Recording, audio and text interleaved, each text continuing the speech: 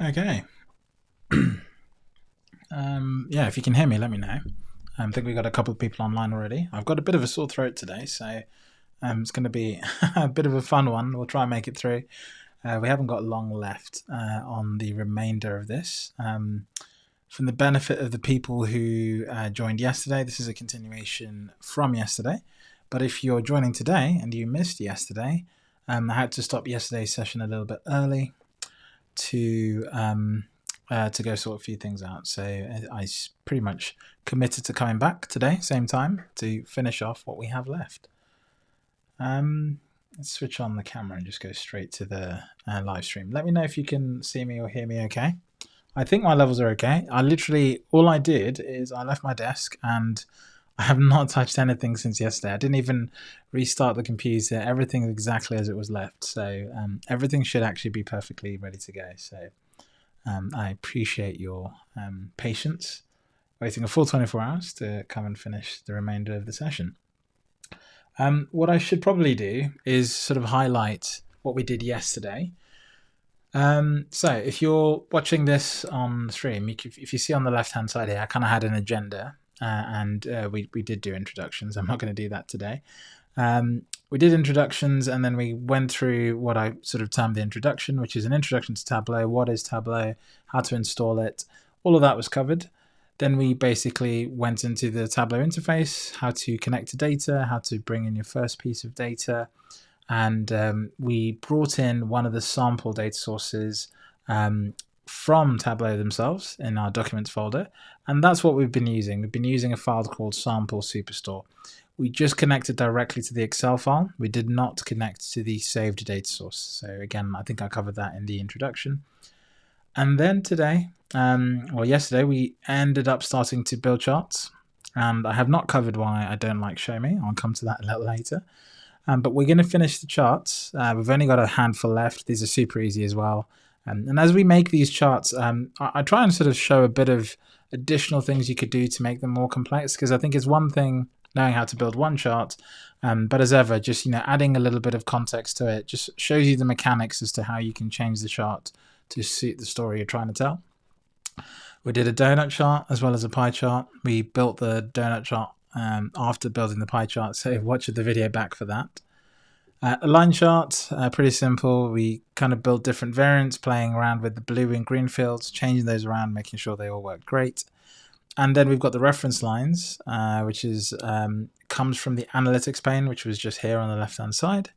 And then we built a scatter plot. I cannot spell scatter plot apparently, so let's just go and correct that. Scatter plot. Cool. So we built the scatter plot, and that's pretty much where we had to stop. I had to sort of hop off and take care of a few things. Okay, so today we're going to carry on. We're going to pretty much hop directly into a histogram.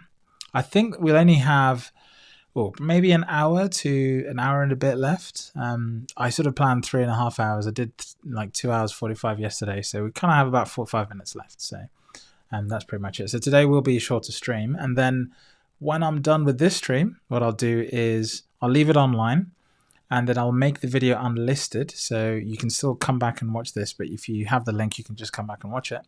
But then I'll upload a new video, which is both of the halves stitched together and edited a little bit later on in the week. So I'll leave these up just so people can sort of get a feel for them, and then I'll re-upload one video with everything inside of it, because that makes a lot more sense. That was sort of the intention, and then we can go from there. Okay, so yeah, if you're watching live, just let me know if the audio levels are okay. I'm pretty certain they're okay.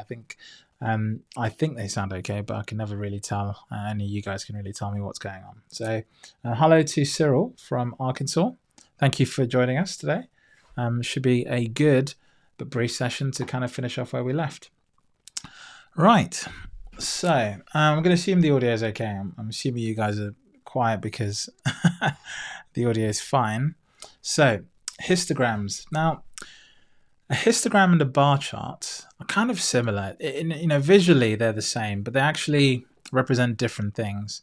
The best way I've thought of describing a histogram is it's like a bar chart, but it takes something that typically doesn't, sit in groups and creates a grouping out of it. So the most common example you might think of a histogram is maybe you're creating ranges from, let's say, 0 to 10, 10 to 15, 15 to 20. When you group those up, they become discrete. They become blue, essentially. And then you can use that separation to create a grouping. And that grouping can then be visualized. And that's essentially what a histogram allows us to do. Now, one of the techniques that you might use to do that is you might create something called a bin. And a bin is like a bucket. It's like a bucket of a grouping. Essentially, you're putting things into a group, and you are then going to use that group to visualize something. So, to give you an example, I'm going to take the sales values here. I'm going to right click on that, and I'm going to go to create, and I'm going to select bins. And this is essentially going to create those groupings I was talking about. And then I get this interface, which basically asks me how big I'd like those bins to be. And Tableau looks at the data and comes up with a pretty good estimate. And the thing to bear in mind is this is happening at the row level of detail. So it's looking at every row of data, looking at the cells, and it's coming up with this size based on the general spread of the data and how it all looks. You can set a minimum and a max and play around with all of these things, but the suggested bin size is what that is there. You can enter your own value, so if you wanted that to be 500, you could, but let's go ahead and just select 510. And now that we've created that bin, you'll see that we get this new icon just over here on the left-hand side with like a pyramid and these bars, and this now is something that we can use as a bin, okay? So now that I've created the sales bins, I've essentially taken something that was previously a continuous item. If I bring the sales onto rows, it creates an axis. That's how I know that it's a continuous value. And you can see that this measure is green as well. But now when we make a bin from sales, it creates a discrete item here. And now you can see the separation is roughly 510 pounds in this case across each of these groupings. What that allows me to do is I can then visualize it. So I've rotated it 90 degrees just so it goes across, because that makes the most sense for a bar chart. We want the bars to be vertical. Then I'd drag the actual sales and put it on rows. So you might be thinking, what is this chart showing me? Well, I've taken each and every cell on every row and I've grouped them into bins. And then I've actually asked Tableau to aggregate all the cells that belong in those bins. And so what this chart is showing me is that the majority of the cells in this data set are between 0 to 510 pounds. And that equates to 847,000 over the entirety of this data set. And as you get to bigger and bigger transactions, the sales become less and less. So we do have some rather large sales all the way out here on the right-hand side. But you kind of get the curve you'd expect. You kind of get this sort of nice sort of tapered curve. And this is sort of normal. You'd expect this kind of distribution generally with data. There tends to be quite a body of information or data at one particular point, just the way the analytics works and statistics work. You can watch lots of videos on YouTube that explain that better than I can. So yeah, there we have it. It's a very simple histogram. There's not much more to it. But this, although it looks like a bar chart, this is technically a histogram. Now, one of the things you could do is you could customize this a little bit. So you can see here that the sales bin at the top is blue. Now, if I go here and change it to continuous, you'll see that the grouping along here changes. Essentially what happens is that blue bin stops becoming a grouping and it becomes a range. And the bars still sit within that range. You can see this here at the bottom. And it just basically goes from left to right, and it works exactly as you'd expect. So just because something is blue or discrete doesn't mean you can't change it just by changing these two options. So this is almost a continuation from the previous point I made about discrete versus continuous. Okay.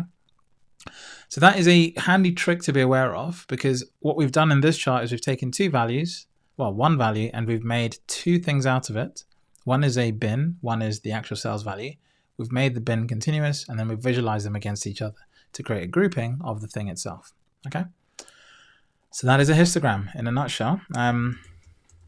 It's a very simple chart. What I often find is that, look, bar charts are just much easier to build and just much easier for people to understand.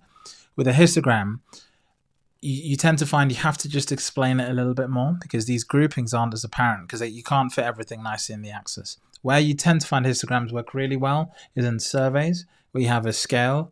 Maybe you're asking people about their age and you have a 0 to 10, 10 to 15, 15 to 20. That makes really good sort of histogram-like data sets, really, that you can use to do that. Okay. Right, let's go on to the bullet graph. Now, the bullet graph is a bar chart. Let me just simplify that straight away. So let's go ahead and take the subcategory, and we won't take the category, we won't confuse things. We'll just take the subcategory, and we'll take the cells, okay? And I'll rotate this 90 degrees by going to this icon just up here, and we'll rotate it like that. This is going to make it easier for you guys to see what's going on. Now, one of the things we've done in the past is we've gone into the analytics pane, and we've brought an average or some sort of reference line, okay? But in some cases, you might actually want to use another value to use on the chart. Rather than bringing in a reference line, you might actually want another bar to sit on top of the existing bar chart that you've got. So a good example might be, let's say you want to do some modeling, okay? And to do this, I'm actually going to create a calculation, which is jumping a bit ahead, but it's easy to follow along, so you'll be able to do it. And what I'll do is I'll go ahead and create a calculation. So what I did there is I went to this little triangle icon, and I selected create calculated field, and I just brought this calculation window up. Now these calculations work like you'd expect in Excel.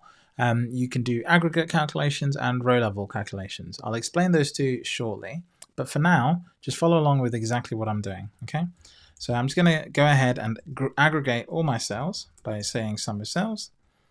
And what I want to do is multiply that by 20%. So I'll just put 0.2. I'm not going to bother doing the percentage. I'll just say, just increase everything by 20%, okay? And we'll call this sales plus 20%, okay? Now, technically speaking, what I should do is do 1.2 because that's basically adding 20% to the whole percentage. So that's actually what I should do. Hit apply and hit OK. Okay, so now that we've done that, I have two sales values. I've got sales and I've got sales plus 20%. And I'll grab the sales plus 20%, I'll put it right next to the other one. And so you can see it creates two charts for us. What I'd like to do is have these two on top of each other, essentially taking up the same space, so you can see the differences between the two values. So now that I've got them two side by side, I can go to the second one, go down to what's called dual axis, and it will change the chart type. Now this drives people absolutely crazy because you had a bar chart and then it's changed it to circle plots. Well, what's going on? Well, it turns out that because we have automatic here in the marks pane, Tableau is making a constant decision about the chart types we'd like to see. So if I go back, and this time, instead of having it on automatic, I keep it at bar, when I go to do the dual axis, you'll see Tableau doesn't change it from a bar chart. And so this has worked. Now, the second thing is you can see that here on the legend, you can see there's two different values, sales and sales plus 20%. But I can't see the sales values. And that's because the orange ones have 20% more sales. And if they're on top of each other, the blue cells are actually right behind these orange ones. So to make this a bullet graph, all you need to do is go to the orange sales value, which is sitting on top, and just change the size of the bar. And as we change the size of the bar, you can see that those two values are actually right on top of each other. So we're making one thinner than the other. This reveals a new problem, which is that the values are the same, although I did tell Tableau to add 20% to the cells. So what's going on? Well, the biggest clue is in the axis. So if I look at the axis here, 300,000 is there, but for 300,000 over here, it's just down there. It's not correct. So what we do is we go to the second axis and select synchronize axis, and that will get this working nicely. So now the bullet graph is working, and you can see all the cells are now 20%. Now, realistically, this isn't what you do. You wouldn't just add 20% to all the cells. What you might do is you might have some targets, you might have some goals, and you might have those as another figure. Let's say you have sales and then you have budgeted sales. This is how you'd use a bullet graph to show how one is comparing to the other. And you can play around with which one you'd like to be the more prominent one or which one you'd like to be the better one. But once you have things set up, you can kind of make things a lot better. Now, if you do use a chart like this, it's often handy to just make it really clear which axis refers to which. So the legend is often a good example, and because both of these values are monetary, I could just go ahead and hide one of the axes so then I don't have to worry about it, and I can just say, look, this is the legend that tells you what is what. But in some cases, you might actually want to keep the axis. So one of the things you can do is you can right-click format the axis, and just change something like the color. You could change the color of the Pacific axis itself, or you can go and change the color of the text just to make it more apparent what's going on. Okay, so there's a whole bunch of options here. You can kind of knock yourself out. There's a whole range of things. So, you know, have a go at doing that. I won't go into too much detail because I could spend easily 40 minutes just on formatting in Tableau. But it's all there. You know how to do it. Just right click on the item, select format, and then you can play around with the selections as you want. So that in a nutshell is essentially a histogram.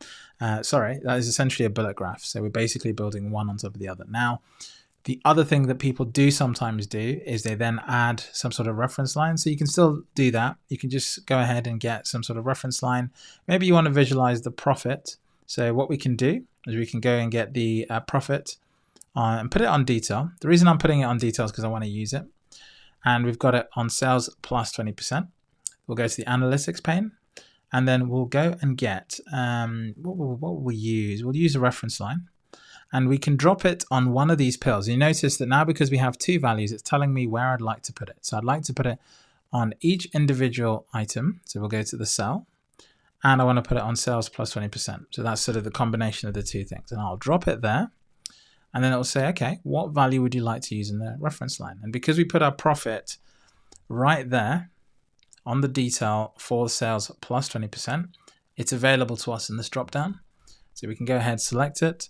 And you can choose whatever value you want. Average, maximum, and minimum are all going to do the same thing because there's only sort of one value in this particular.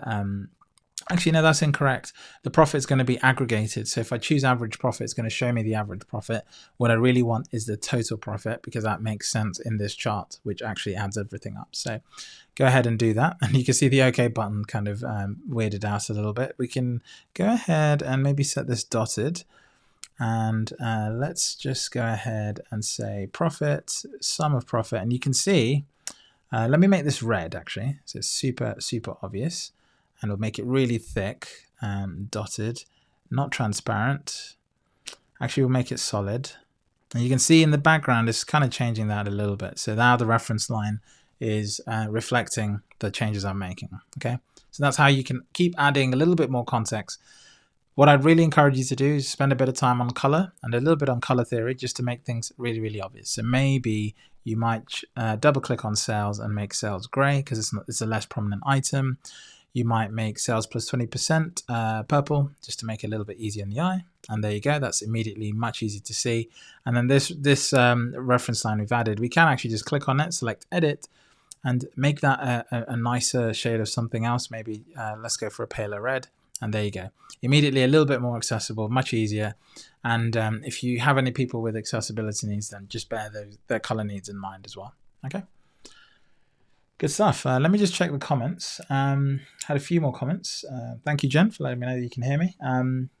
We've got Day. Hey, Tim. My name is Brandon. I'm 25 and currently working in the construction industry. Been wanting to make a career change and get into analytics. What advice would you give for me wanting that? Okay, I'll do that at the end because we're going to try and get through the course and then we'll come back to that. So stick around. It's an incentive to stay around. But if not, you'll catch the answer in the recording. Andre, appreciate your work, Tim. We'll definitely come back to watch this. Absolutely fine. Obviously, people will come and go. That's totally fine. So let's keep pushing. Right, let's go and call this bullet. And go to the next one. Let me just cross out these two because we've done them. Bullet graph, strike, and strike. I should really get the shortcut for this memorized. I'll do that in my stream deck next time. Okay, box and whisper. Whisker. Whisper or whisker? It should be whisker. Gosh. Bot and whisker plots. Now, for this one, this is an interesting chart because it's typically one that you'd use to show the spread of data. And normally when someone's asking for this, they specifically want this. So let me just show you how it works. For this one, I'll drag subcategory onto columns actually, because we want the vertical separation between each of the subcategories. And then what I'm going to do next is going to be a little bit odd. I'll put sales on rows, okay? And you'll see it builds a bar chart. And because we're still on automatic, Tableau will keep changing the chart based on what I add to the visualization. So if I put product name on detail, What Tableau understands is that I'd like to see each product this bar chart broken down by products. Now, in real terms, that's actually not what I want to see. What I'd like to see is a dot that represents each product. So let's go ahead to automatic and change that to a circle. And you'll see a dot appear for where each product sits on that whole scale. So this is a lot easier. It also means we're not getting the aggregate effect of all these products sitting on top of each other. In essence, each dot is kind of its own individual thing on this visualization, and it's a lot easier to sort of see. Now, these dots are a little bit hard to sort of make out. So what I could do is I could add the profits to the side, so I can see which are the profitable dots and which ones aren't. And you'll see that we actually have some negative values, which can't really be smaller than, you can't have like a negative size in Tableau. So that's not going to work. So maybe that's a bad decision. Instead, maybe you want to put profit on the color so we can see whether they're profitable or not using a color range. So instead of using profit, I'm going to show you something new. We'll click on the circle and we're going to select the color. This allows us to change what this is doing without having to move it around. And now you can see a much, much better color. Okay. So because of this, it's much easier now to see which ones are profitable, which ones aren't. And we can actually change the size a little bit. You can do a few things to sort of format this better. You can go and change the border just to give it some more contrast, maybe make these dark. Whatever you want to do, the world's your oyster. Change it as much as you want. But we're trying to build a box and whisker plot, not a sort of a pseudo, scatter plot. Now to do that, once we've got this set up, once we've got the sort of spread and the detail covered, we go to the analytics pane and you can see there's an option here for box plot. Okay, this is essentially what a box and whisker is. And as soon as I start dragging it onto cell, you'll see that there's only one option, and that is essentially to create a box and whisker for each subcategory that I've got in the visualization. As soon as I drop it on, Tableau thinks about it. Is it going to do something about it? No. Oh, it did do something. I didn't even see it. I was so fixed on this top data point, I didn't see the box and whiskers down here. So that was instantaneous. Apologies on my part. I should pay more attention to the lower end of the data. But yeah, there you go. You can see that the box and whisker plot has turned up. It's a little bit hard to see. So how do you actually fix this? To me, this is not ideal because it's not what you have in mind when you do a box and whisker plot. And the problem is that if you learn how to do it this way, you don't actually know where the settings are. So let's go back a step, just go into the back button up here, and we've removed the box plot. You see, block spot is just a reference line. It's a type of reference line. So if you go to add reference line, you get this interface again, and you can go all the way across to box plot. And you can see you get the full settings here. And you can change how the box plot works. So let me move it across. You can see that it's just right there. I can tell it to hide the underlying marks. That takes away all the dots that sit underneath the box plot, but it doesn't take the ones that are outside of the extremes. But I can also change the way that works. So if I say maximum extent to the data, then you see the box plot takes up every single data point. So it's depending on what you're going for, you might want this or you might want this. And I think box plots are defined by one of these two settings, either the whole extent of the data or 1.5 times the interquartile range, whatever that is. Okay. So choose whichever one you want. You can choose a style. There's glass, classic, classic with dual fill. All of this stuff is pretty good. Okay. And then you can change the color. You can change the extent. You can pretty much customize it how you want, change how the whiskers look even if you want to do that. And there you go. You have your box plot. It's super simple. Now, the good thing about this is this doesn't stop you adding other bits of information on top of this. So if you wanted to, you could add another set of items, maybe another reference line, whatever you wanted to do, those are still available to you. So if I bring a sales item in again, you see it draws two box plots. And for this one, I can go ahead and change how this works or change how it behaves. Okay. So just because you've built one thing doesn't mean you can't customize it. You can always pretty much dynamically change what you're seeing here in Tableau very, very easily. Okay. So there we go. That's our box plot. Plot. Cool. Right. Tree map. I like tree maps. Tree maps are very good. I like them. The simplest way to show you this is just to basically draw a simple one with just 3 items in it. So I'll drag category onto color.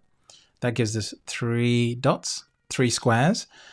Now that I've got that, I'd like each square to be sized by the size of the cells that they have. So if I just go ahead and put cells on size, you'll see that we get a tree map. That's literally as simple as it is.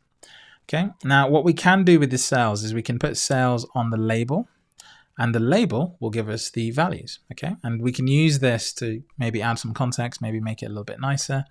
The other thing we can do is we can add the name of the category onto the label again. That will add that to the tooltip. Actually adds it to the label. So if you want to customize it, you can just click on the label, go to these three dots, and you can change the way these sort of sit. So it's funny, it says category cells, but if I hit apply, it actually appears like that. So it was kind of doing some hierarchy stuff, but it wasn't kind of showing what it wanted to. Now you might find it distracting that this label here is black and these two are white. What Tableau has is this engine in the background which looks at the color and it tries to denote whether the contrast is accessibility friendly or not. And if it's not, it changes the color to something that is better. Okay, so in this case it's saying that white is better on these two colors and black is better on these two colors. If you want to kind of lock that in, you can go to the label actually and just change the color yourself. So if I go to text and I go to this formatting, you can say just lock it into white, hit apply. Why is that not working? Have I done the right thing? I might not have done the right thing. Okay, apologies. You have to do this on the font settings. Tableau is so inconsistent sometimes because you do have a formatting option there on the label, but this formatting option only works on some chart types, because you can see here it doesn't apply it to this. Instead, I have to go to the font, select white, and now it does apply. Okay, there's a couple of other options here, which is automatic, which is what I've just explained. And match mark color makes it roughly the same, but still makes it easy to see. Sometimes that's a nice option just to keep things in theme. Now, a nice thing with this tree map is you can actually add layers to it. And that's kind of confusing because you're thinking, well, how can I add more layers to this? Well, if I bring a subcategory into the detail, you can see that the coloring is still following the category, but now it's broken these individual slots down into the subcategories. And so I might want to put subcategory on the label as well, just so it's clear that those sections exist. And then what I might do is I might then go and add another breakdown. Let's go maybe with the shipping mode. Okay. And if we do that again, you'll see that it creates even bigger spacing between the groups and it kind of breaks it down. So you can visually separate the different sections and you can add as many sort of breakdowns as you want into the visualization, as long as you understand the hierarchy of the data to break this down and kind of do different chart types that are much more interesting. Okay.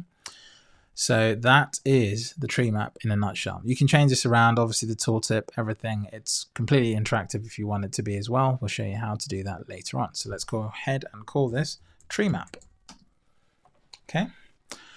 Now the next one, let's go box and whisker and just cross that out. Strike out the tree map and make sure that's out. Good. So colored tables. This is an absolute brain tease sometimes in Tableau because it's simple, but it's not simple. So let me just show you what I'm trying to do. Let's say we want to do a table that shows the sales going across each quarter over the last few years. Okay. So to do that, I'll drag order date onto columns. You can see that it brings out the years. Now, because Tableau has an understanding of dates, it actually breaks down the dates for me into years, quarters, and dates. I don't need to do the calculation to do that. I don't need like a date model to come into my data set. I can just bring it in and select the part that I want. So in this case, I've selected quarter. If I didn't want quarter, I could just go down to month and then remove whatever I wanted. But in this case, I do want quarter. So I'll just go year and quarter. I actually want both of those, not just quarter on its own. Okay. The next thing I'll do is I'll bring subcategory onto rows just to give us a nice table. And the reason it says ABC is because we haven't got any information on the label. So as soon as we add sales onto label, then it fills it. Okay. So this is a nasty table. We don't like this. It's really hard to see. I can't really tell what's performing well and what's not. Okay. Now, if I want this to fill the width of the screen, I can actually go up here to standard and say fit width, and Tableau will kind of squash it to fit the width of my screen. And now that I've got it like this, what I'd like to do is add some color to this to help me see where things are going well and things are going badly. So let me go ahead and drag the profit onto color and see what happens. Okay. Now, when we do that, a couple of things happen. Firstly, everything goes to a hashtag. The reason that is because we brought the legend in, and that squashed the view to a size that no longer allows me to fit all the text. So if I bring that legend over to this side, then you can see that the spacing works again. But that's not really a long-term solution. I think because my screen is kind of squashed because I've got the agenda and everything, it's just a spacing kind of conflict. You could make the text smaller as well if you wanted to do that to kind of get around that. Right-click, format, and then change the formatting controls over there. Okay, but this isn't what we want. What we'd want is the text in one color and then in the background a different color. And so what's going on here is that Tableau is actually doing what I asked it to do. You see, I dragged the profit onto color, and because it's saying automatic, what Tableau has decided is that the type of chart you want is a text chart, and it's automatically going to then mean that the color is going to color the text. What we actually want is we want a square with the label as text, not a table with text and then the color in the background being something else, right? So if I choose this to be square, now the color sits on the square and the sales value sits on the label, and the label goes on top of the square, and now we have a colored heat map. So then what I can do is I can squash this again, and now we can see where there's issues. Okay, and Tableau chooses this sort of blue and red or orange color scheme because, again, it's accessibility friendly compared to red and green, and this makes it much easier to see in this data set the badly performing categories, but also the quarters in which things didn't go so well. And it's obviously contextual to the whole visualization. This scale is looking at the whole visualization, so depending on what you choose, this scale will naturally change. If you want to change that, you can go to edit colors, and you got a bit more control here. You can say stepped colors, which just locks down a limited set of colors. That can sometimes make it easier to kind of make sense of what's actually doing badly. You could add more steps. You could change the different sort of sizes as well. It just depends. If you go to advanced, you can actually lock in a start and an end, and even where the center is. So you could say the center is kind of off center just to make the coloring kind of work exactly how you want. And then you've also got the wide list of options that you can choose here as well. So I won't do much of that formatting. I'll just go back to the default settings, and we'll just hit apply. We won't do 9 steps. We'll just do a continuous scale like this, which is a little bit more interesting to see. And that's it. That's our little heat map. Okay. Very easy to do. Right. Let's go to maps are pretty exciting. So let's go to heat. Let's call this heat map. And okay, so the steps are just related to how many different gradients you want in the color. That's it. So here at the moment, you see there is no steps. Okay, so the color range just goes from left to right in a continuous range. As soon as I hit stepped color, 5 steps just means I get 5 separations in the color. And if I bump up the steps, I get more individual steps in this particular color. Okay, so if I hit 5, you'll see that Tableau does its best job to kind of put things in specific steps, but it tells you where the first, where the left-hand side starts and the right side ends, but you might not have anything that takes up those specific spaces. That's why I sometimes think it's better just to do a continuous scale, because then everything kind of has a purposeful color, and it allows me to even see, for example, that these where I'm looking here, these two perform slightly differently, but I know that this is also worse than that. So it just makes it easier to kind of see where everything is. So that's basically what the steps do, if that makes sense. Okay. Cool. Right. Hi, Elaine. Welcome. Good vibes indeed. Right. So what I was trying to do is build maps. So maps are super easy in Tableau. Now, maps are probably one of the interesting. The mapping capability in Tableau can, in some cases, make purpose-built mapping technology look really bad because of the way Tableau is dynamic and it allows you to connect to data. Okay, so you might say that, look, okay, I've connected to this data set and I've got no mapping information. So how on earth is Tableau going to draw a map? Well, anytime you connect to a data set and Tableau is able to recognize a certain set of values from the data set, for example, if I have a column called city or country or region, what Tableau will do is it will look inside of that column and read all the values. And if it can figure out that the values in there relate to a city and or country or region that it's aware of in its data set, then it actually assigns this globe icon to let you know that it thinks this field is actually playing a geographical role. And that geographical role, you can find out what it is by going to this little drop down, selecting geographical role, and it tells you right there that Tableau thinks that this country and region field means country and region. It's guessed that because that's what it's called, but in some cases you could have called this region, but it could still come in here and say country region. Okay, and the city, if you go look at that, has a geographical role as city. Now, other things that Tableau is aware of, if you have a list of airports, area codes, this is mostly US centric, but if you have a list of those, then Tableau is able to sort of recognize them just built in. And in terms of global data sets, for example, here in the UK, it does understand postcodes, so it's able to use that zip code or postcode. And I think Tableau is aware of pretty much every city that has a population of over 100,000 people. I can't remember if that's actually correct. I need to sort of check my facts, but I'm pretty sure that it has a pretty good database globally of towns and cities that meet a certain population level. Okay. And so to draw a map, it's literally this simple. You just double click the item and Tableau will just go ahead and plot them for you and build a map. Okay, that's it. That's as simple as it is. Now, it's maybe not the map you're expecting, and so we'll get to the different types of maps. But there I clicked city, and so it just gave me all the cities that it found. Now, there is a catch though, because this doesn't look correct. This is a large data set. I've only got 49 data points on here. What's going on? Well, with maps, it's super important to pay attention to what's going on down here on the bottom right, because what Tableau is telling you here is it doesn't know where 493 data points should go. And so often I see maps where people haven't actually recognized this and they're wondering why they can't see the rest of their data. So if we click on this 493 unknown, Tableau gives you three options. We can edit the location, you can remove the data, or we can show the data at default position, which is going to be 0, 0, which is near the equator. You don't want that. So if we go and edit the locations, Tableau says, hey, look, the country and region is the United Kingdom. The state and province, I don't know what that should be.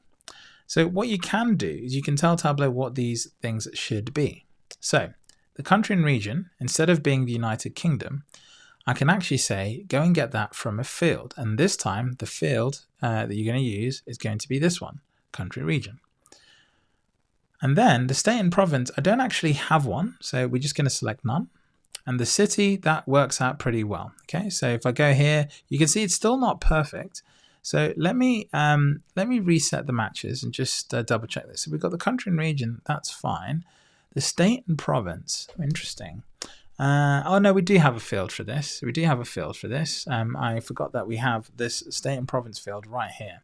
If you didn't have that, Tableau would have to ask you like which country you're in. And that's where you'd basically then go and lock that in and say, we're going to be in this fixed country. And so try and match the cities in this country. But for this one, I can actually just match it to the country and region, state and province. And now you can see that the errors that were here have completely gone. Everything is nice and good. We're pretty much ready to go. If I go look at the cities, I can see the individual matches that it's manually done. In the event you have a city that's new and it's not on here, it will actually give you the option to edit the location, and you can give it the latitude and longitude for that location. You can just hit the drop down and enter the latitude and pretty much put it in yourself if it doesn't exist. Hit OK, and notice that now we're actually visualizing this correctly. So it first drew the map in the UK, completely wrong. The correct place is actually to do it here in the United States. And so this is our map. And this map is essentially showing us the point of each particular cells. Okay, so we can see that that works nicely. One of the things we might want to do is change the size of these dots to match the cells. So I can go ahead and drag cells onto size. That will match each dot with the size of the cells in that particular location.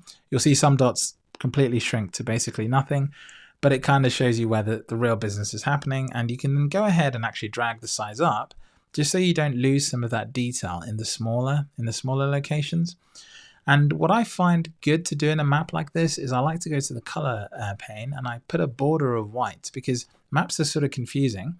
And when you have overlaying points, if they don't have a border, it's hard to see what's going on. So I like to put a white border on the map so everything is much easier to see. And the final thing you can do is you can actually change the background map. I think this is a pretty good one, but you can change this background to be a different map by going up to map. And you can see you got different options here. So you've got background maps, light, normal, dark, street, outdoors, satellite, offline, whatever. So let's go to light. This is the one we're on. Let's go to normal. This is what actually typically Tableau will use, especially when you don't have an internet connection. This is actually what it will default to. Dark is sort of like a dark version of the map. You notice how the data points look a bit different here. Streets. I'm only showing you this because I think it's good to know that they exist. So I'm just kind of giving you the full contrast. Now, the nice thing about some of these, especially the Mapbox one, which is what this street map is that it's vector maps. So we might be looking at a whole country level here. But let's say I was to zoom in. Can I zoom in? Yeah, we can. Which way am I zooming in? This way is to zoom in. I'm trying to figure out which way is zoom on my mouse. Just so we can see. And as we zoom in, can you notice the level of detail increases on the map? So the detail that you get on the map is relevant to your zoom level. And for some of these, if I just go into Washington, there's one cell here in Washington. It takes a little time for the map information to load, but the mapping detail is pretty detailed. I'd be surprised that if you went to your home region, you wouldn't have, for example, all the individual walkways going through a park. It's incredibly detailed. And if I even go right down, you can even see little monuments and everything that you'd expect. So Tableau mapping is incredibly powerful. The next one I'll go to, just to sort of show this off one last time, is satellite. And the satellite imagery, again, from Mapbox is pretty good. Here you can even see individual trucks, and you can see the Washington Monument right there. So super, super cool. What I'll do, though, is I'll go back to just a boring old normal map.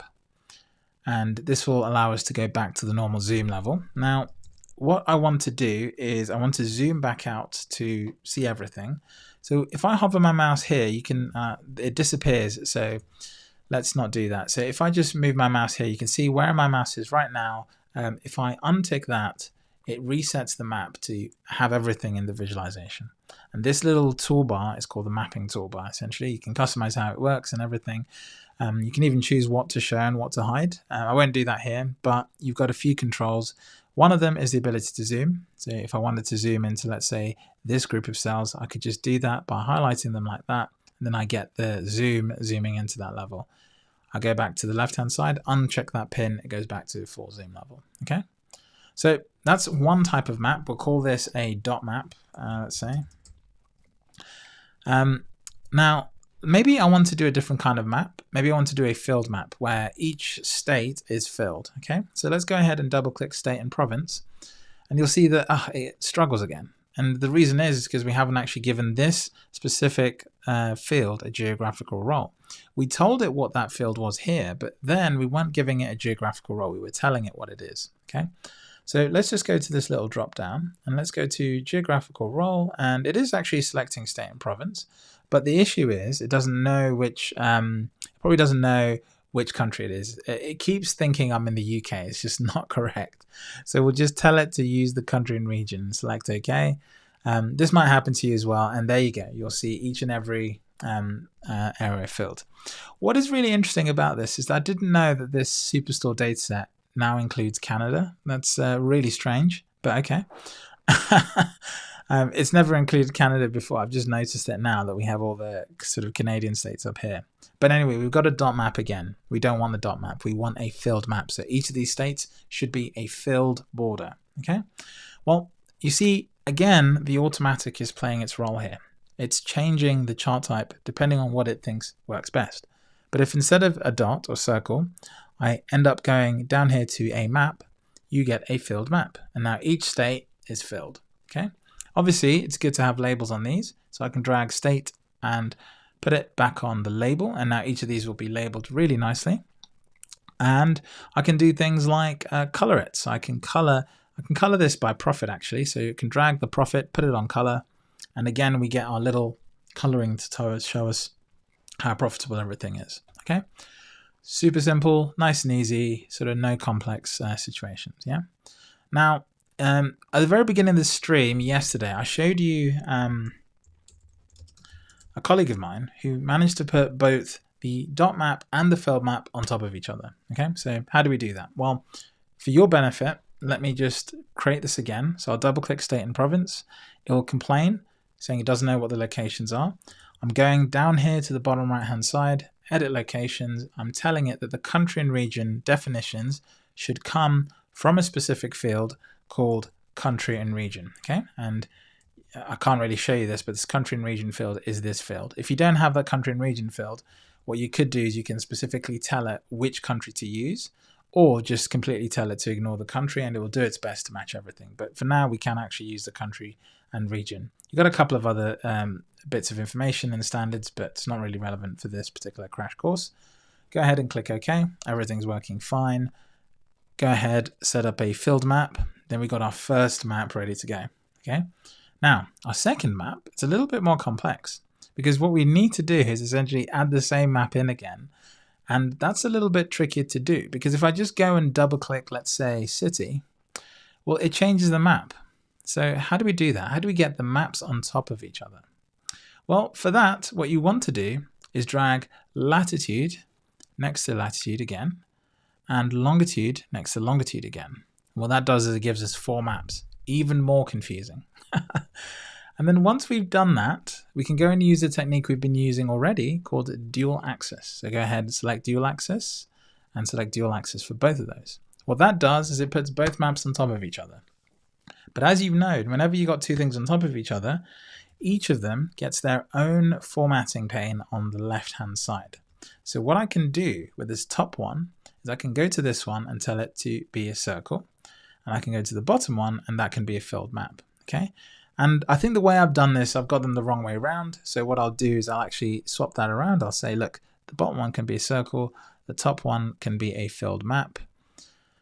And I think that works a little bit better because, yeah, I can see that this circle is now on top. Okay, now what we'll do with the map, this one over here, is I'll go ahead and color that by profit. Okay, and now you can see the dots a bit more clearly. And then for the dot, I'll click on that. I'll set the dot to white. And now that dot becomes almost like a nice stylistic element that we can use to convey other bits of information. Priya, in her visualization, used it to convey the cells. So the size of the circle referenced the cells. And so if I just bump that up, let's just bump it down actually. Let's just bump it down. You kind of have to play with this until you're kind of happy. Then you kind of get a good feel for what's going on. Let me just set a nice dark border on these so they're easy to see. And then for my scale up here, I don't like the sort of red to blue scale. So what I'll do is I'll double click on the legend to give us this color view. And then I'll go ahead and select the blue and hit apply. So the darker the blue, the more profitable.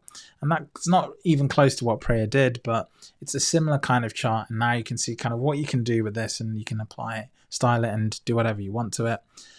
Again, don't forget you can add labels. So in this particular case, I can go ahead and add the labels to this and it works. You know, it's a bit messy, but depending on what you're showing, it might kind of work out.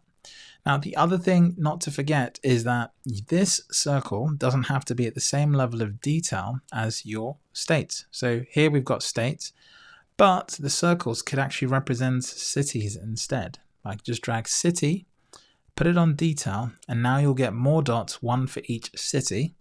And that allows you to sort of overlay the 2 on top of each other. So depending on the story you're trying to tell, you need to make some design choices, some stylistic choices, and some formatting choices. But if you make the right ones, you can bring a combination of these 2 to build yourself a really powerful map. Okay. And so that is a pretty, I think, detailed enough introduction to maps just to get you going and get you started and sort of to understand how it works. All right. So we've done a filled map. We've done a dot map. Ooh, spatial data. You know, this is a bit advanced, but I will show it anyway. Spatial data, when you connect to a data type, if I just click on this little Tableau logo, yeah, when you click on that, it goes back to the connection window we had at the very beginning, and you can see that one of the types of files you can connect to is spatial. Okay, and spatial files, if I click on that, are typically known as these file types you can see here. So if you know that you're getting spatial data from a system, then you can go ahead and use this type. If you don't have access to any spatial data, I recommend you go to any government website that has open data sources. For example, in London, you can go to there's a London data store that has data from councils.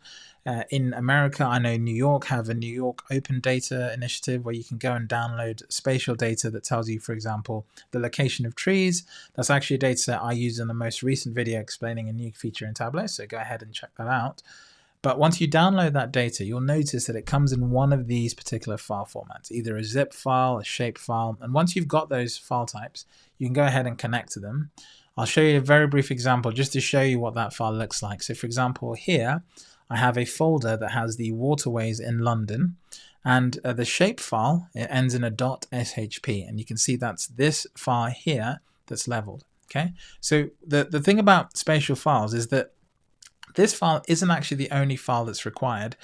All of these files are important because they tell the file different things about where the individual bits of information are. So whenever you see a shape file, don't delete the other files that come with it. Keep it together or zip it up, and Tableau can open both of those, okay? So let's go ahead and open the London waterways. And as soon as we open that up, you'll see that it loads up the connection window we've seen already. I'll go to a brand new sheet. Let's go to sheet number 16. And you can see this is my data. Okay, WFD London, that's the waterways. So you're probably wondering, well, what makes this spatial data? What makes this different? You just got a bunch of fields. You got a country field. That's nothing special. Well, spatial data tends to contain what is called a geometry. And a geometry is something like this. You'll see that it says geometry and it has a globe icon. And the thing about geometries is they contain either polygons, lines, or points. So points are just latitude and longitude. A line is maybe the road. A road network could be lines. A river network could be lines. And polygons tends to be the shape of boundaries. For example, the state boundaries are polygons and city boundaries are polygons. Okay, and so when you double click those geometry, Tableau actually draws whatever's behind that geometry. So in this particular setup, these are the different waterways that lead up to the River Thames in London. So if I actually go back to my map and I just bring on the streets view, you can see that this is indeed London. And when I hover over one of the geometries, it highlights everything. But the reason that is because I haven't told Tableau that I need to add more detail. So what I need to do is go and get the name of the waterways. And now, when I hover over one of them, you see that it only selects that particular one. And the reason you might want to visualize these is maybe you're telling a story about the waterways in London and the quality. And so you need to go get the shapefile that has the waterways. Then you need to go get the data that links to those waterways. You can bring them together inside a Tableau. That's a bit advanced. We're not going to do that in this crash course, but you bring them together using a union or a join or something fairly straightforward. And then you can visualize that information quite nicely here in Tableau. So that's why you'd use a shapefile, and that's why you'd kind of be doing this here inside of Tableau. So I've just sort of shown you that so you know what to go and Google, what to search for. If you look at sort of demos that I've done on new features, you'll see the techniques you need to kind of do all of this. So just look through the channel, look through other videos. If I can suggest one person, if you do nothing else, go and look for a chap called Mark Reed. And his YouTube channel is a friend of mine. He also has a great YouTube channel. He has done some absolutely fantastic videos in general about Tableau, but he's also very good at explaining spatial features in Tableau. So you can look at some of the formulas and calculations and how he's setting these up. And he's got a really good storytelling method as well as how to sort of bring these two together. So go check out his videos and follow his channel. It's a really, really good resource for this particular kind of analysis. Okay. But for now, we'll just leave that at that. We'll leave the mapping there. What I'll do is I'll put this file that I've downloaded here in the description along with this video so you can download it and try it as well. Okay, good. Right. Excellent. Let's keep pushing. So we've got spatial data. I think I've shown you how to style maps a little bit. We kind of played around with the coloring on this tab. We did a bunch of different things and it was all good. So again, for a crash course, I think this is all you really need. I mean, if you turn up and after watching this course, you can do this kind of stuff, you'll be blowing people's minds if it's just the first time you've used Tableau. So we'll keep this simple for now and we'll move on. Okay.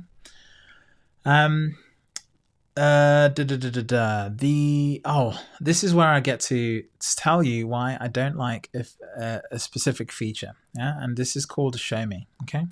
Andre, I've seen your question. I'll get back to that just in a second. Okay.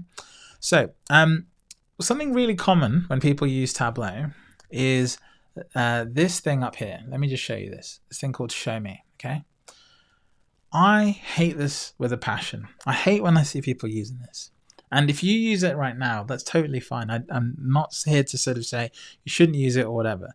But the reason I hate it is because I don't think Tableau have built it well enough to really help people understand what it's actually trying to get you to do. Okay.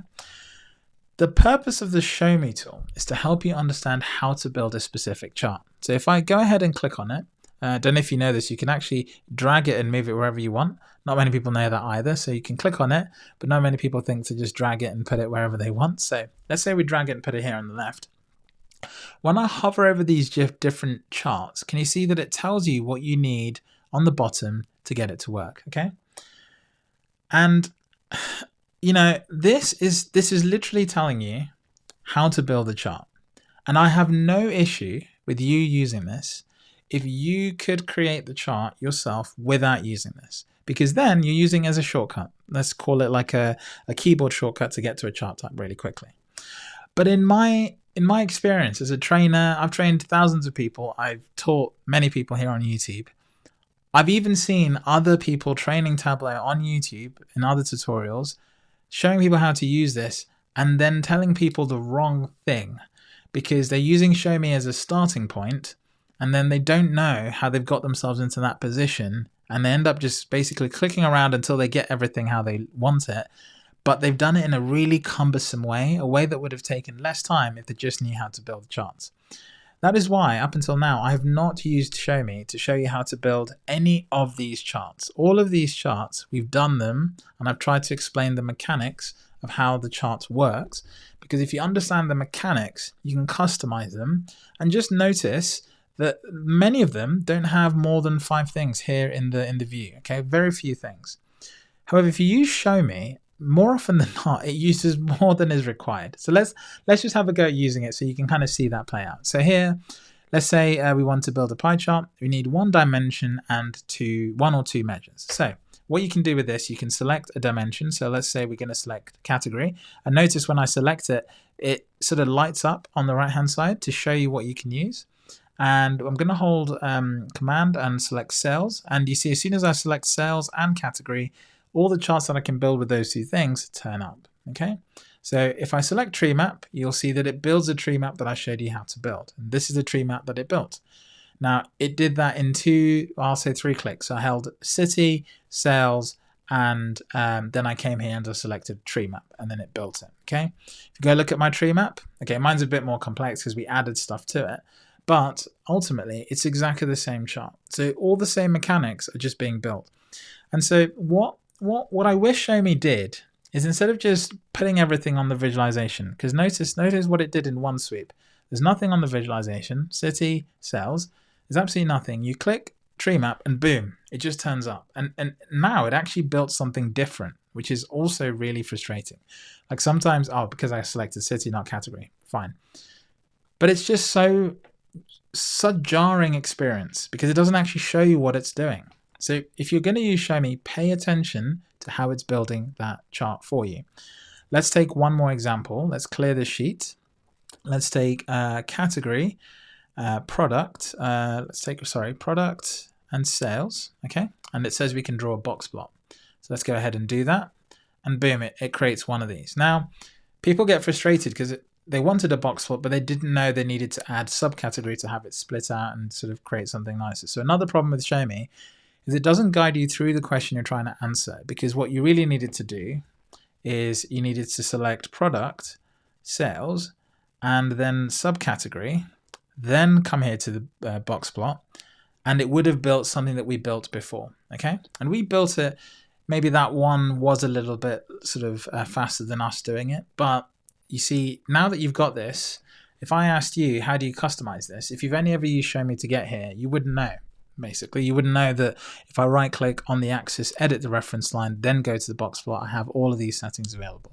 And that's my sort of gripe with Show Me. So if you're using Show Me and this is how you work, totally fine. I have no issue with it whatsoever. But just remember that it's trying to show you how to use the chart. So pay attention to what it's doing. When I go and create a chart, let's say I bring sales and let's say this time category, and I create a bubble chart. What has it done? It's created 3 circles. But how has it done it? Well, instead of a square, which gives us a tree map, it's changed it to a circle, which gives us a bubble map. That is it. That's as simple as that. So now you know that. If I go back to my tree map, what happens if I change this to a circle? Well, I get a bubble map. Dead simple. So now you know that mechanic. If you're building this chart and you don't like what you're looking at and someone says, oh, can you just make that a bubble chart? Instead of going back and selecting all the things to get it back to where you did, like maybe 6 or 7 steps, you just go in here like a boss, hit circle, and you're done, okay? So that's my little sort of rant against Show Me done. I'll never talk about it again. That's it for this crash course, okay? So, Diablo, they do tell you it's the easiest way to use it.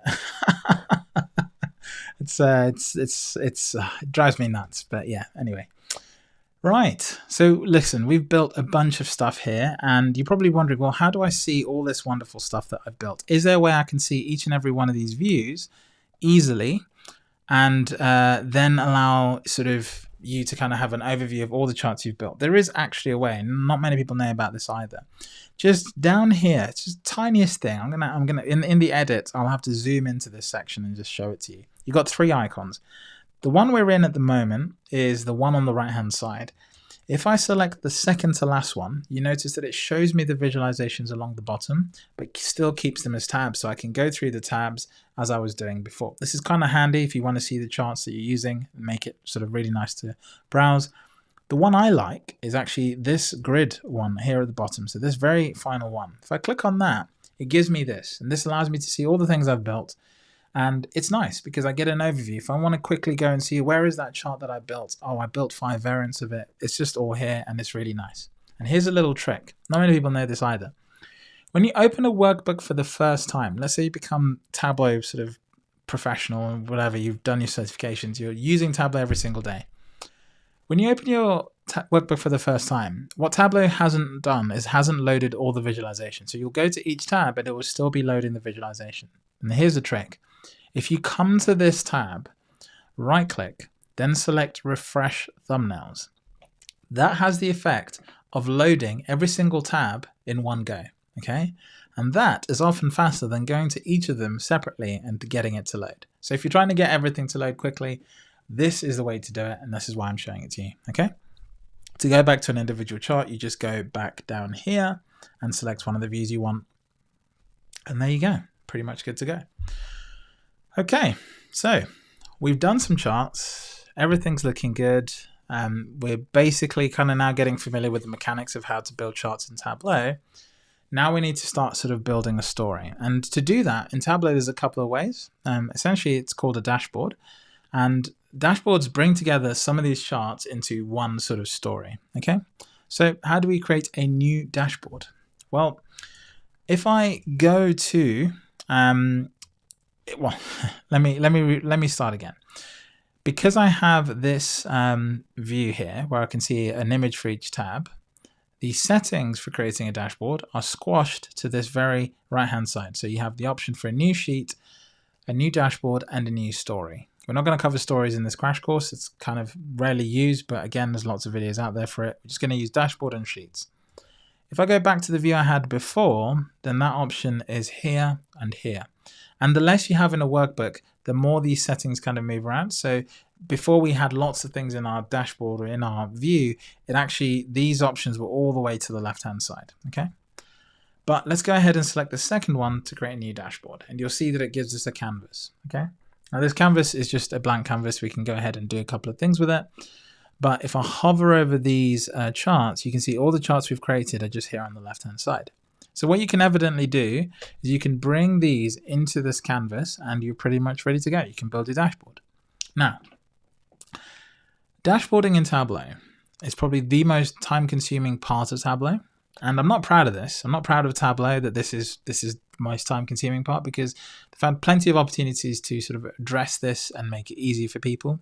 So this is probably where people get the most frustrated with Tableau, because things you think that are straightforward just appear not to be straightforward. So to simplify it, I recommend you do a couple of things when you're building your first dashboard. Keep the dashboard simple. Don't try and bring too many things in at once. So for this one, I'm just going to double click the tree map. You'll see it comes in. I will bring the dot map. I'll double click that and you'll see it. When I double click them, it brings them in. Absolutely fine. And then the last thing I'll do is probably bring in the line chart. Okay. So I brought three things in. Now, when I double click them, it brings everything in. So you can see the formatting on this is a bit janky. It's not nice. We've got the legend over here. It's a little bit of broken dashboard, isn't it? It's sort of not a nice aesthetic. And we want to kind of change this. And what we should do is what I start to do is I just clear the dashboards completely with legends. I can bring the legends back very easily. I'll show you how. So I just go ahead and select them one by one and I clean them out. Okay, that gives the dashboard a bit more space. The next thing I decide is how big the dashboard should be. So if you're building this in an organization, the dashboard size, in my opinion, should be one of two things. It should always represent the smallest size that someone's really going to realistically use. So typically laptops. And the second thing, it should never be automatic or user range. And this is an advanced topic, but long story short, if it's automatic or user range, the performance will be worse. Just a fact. I can tell you why in another video, but automatic and or range dashboards do create worse performance because Tableau can't pre-render the visualization to suit every single screen size. Okay, it just can't do that. It can't know what screen size someone's laptop's going to be. So these two will impact performance. So I always use a fixed size. People will have aesthetic reasons for changing it. You might get clients who will say, hey, I'd like it to fill my screen. Well, yes, in an ideal world, but no, this is Tableau. So let's just keep it simple. The next thing I'll do is the width. I normally go to about 1/200. That to me is like the optimal size. People have decent laptops now. They have decent screens at work. 1/200 works pretty well. You can see it fits on my screen with plenty of space all the way around. And 800 vertical as well is kind of good. I could go to 900, but 800 is just like a nice proportion. So now that I've got the spacing correct, I can now start to move things around. And to do this, the simplest thing to do is just to grab the chart and move it to where you want. And you see Tableau will kind of highlight things for you. So if I move it up to the top, it says it's going to take the whole entire width, and it goes ahead and does that. And the tree map here, I want to put it to the right-hand side of the line chart. So I'll just grab it and put it down here, and there you go. Okay, and that is, again, for your first dashboard, that's as simple as it needs to be. Now, when you want to go ahead and do more advanced techniques and tricks, you're going to have to start getting familiar with something called layout containers. And layout containers are essentially boxes where you can put charts in and then move things around in containers. I've done a whole video on this. If you just Google layout containers on Tableau, I've done a video on this. Multiple people have done videos on this actually. So I've done a 10-minute video, 73,000 views. That shows you how big of an issue this is. And it explained layout containers in a nutshell. Very simple, it's very sort of easy to do. Okay, so go ahead and check that video out. I'm not going to cover it here because it's just something that I think isn't necessary for a crash course. You don't need to be a layout container master for your first dashboard. Now, the last thing I'd want to do, you can see the line chart, the tree map, all of these are great. The last thing I want to do is maybe bring in a title. So over here on the left-hand side, you can see I can bring in a bunch of other things. Text is going to allow me to bring the title. So I'll just bring it to the top. We'll call this is my title. Okay. And again, you're just trying to get something that looks good for your first dashboard. You're not trying to, come out with the stops and have like a kick-ass design. Just keep it simple for your first dashboard. You might decide to maybe make this larger. There you go. And there you go, done. Now, there is actually another way of bringing the title. I completely forgot about it. So go on then, I'll show you this. down here you can see this dashboard is called dashboard 1. Okay, and if I'm correct, if I go back to dashboard up here, I can see there's an option here to show the title, and that show title will get the title from the name that you've given down here. Okay, so if I go ahead and rename this and call this my first dashboard, okay, then you see that the title's there, and then you no longer need this text box. The nice thing about this title is it's known as a dashboard title, therefore it gets formatting like a dashboard title. And if you go to the format and you go to dashboard, all these options observe the different things that you set up. So the dashboard title, for example, we can go in here, set it to red, and you can change it however you want. The worksheet titles, which are these ones, you can change those all in unison, make them really nice, and essentially just start to style this out a little bit nicer. Okay, so there you go. There's your first dashboard. Super simple, no interactivity. It's just a dashboard. You've put the picture, everything is on there. The last things we can do is make sure everything fills the space. So this tree map doesn't quite go all the way to the end. So let's go ahead and go to that, select fit the width, and it will see it will just fit the space. This one, we've set it to entire view already, and so has the map. Perfect, that's all we really need. We don't need much more than that. And for me, I'd say this is for your first dashboard, this is perfect. My first dashboard was 100 times worse than this. I was trying to find the image for this, and I couldn't find the image. I do have the image somewhere, but I just couldn't find where I've stored it. So if I find the image, I'll probably do a video on my first dashboard. You can see how bad my first dashboard was. It was 10 times worse than this. Okay, so if you kind of achieve anything better than this, you're already starting off on a much better path than even I did. And you know, 7 years down the line, who knows where you'll be. The final thing that I want to show you with this dashboard is the customization. Okay, Saranash, you can just go to my channel and look for the link. So if you go to my YouTube channel, you can just go and find the link for the previous class. I'd like to think that's fairly straightforward to do. So if you just go to, literally, if you're watching the stream right now, you can just literally go to the videos tab on my channel and just, actually you have to go to the live section. So if you go to the live section, you'll see all the videos that I've done there that are streams, and yesterday's class is right there. Okay, so I thought I'd just answer that right now in case you have to hop off. But let's go back to the dashboard. You want to add some interactivity to the dashboard. You want to make this so that when I click on something here, it changes the other charts. Okay. The quickest way to do this as a beginner is when you click on each chart, you see that you get this little admin pane that kind of turns up on the right hand side. You get this gray border around the whole thing, and then on the right hand side, you get this ability to add some items. The one you want to select is this one, use as filter. What that will do is it will make your chart behave like a filter. We've not done filters yet, but I'll show you those in a second. When we do them, that it means this chart can now control these two visualizations. And to show you that, I'll just go ahead and highlight these two, and you'll see that both the tree maps change to reflect my selection. Okay. If I don't drag anything, maybe I'm just clicking around, you can see that the maps, everything, the line charts are changing to reflect that change. Okay. And when I deselect everything, it goes back to the default. Now, these line charts here aren't doing the same thing. So to make those do the same thing, I can just select use as filter. And in fact, I can actually do this with the tree map as well. Select that. And now every single visualization affects other visualizations here. So if I want to look at this technology sector and see where those sales are spread, you can see the trend line for that and also the interactivity at the top. You can select the office supplies and it changes the visualization. Okay. So this is an interactive dashboard doing a couple of absolutely fantastic things. It's filtering and it's basically adapting to everything that you've set up. Okay. Now, the way that is working is using this little icon, but that icon adds what's known as a filter action. A filter action is essentially an action that adds a filter to the specific sheet. So if I was to select this New York City item, for example, then I go to my tree map, and instead of going back to it here on the bottom, I can actually go directly to it by hitting this square. Okay, so I go to the square.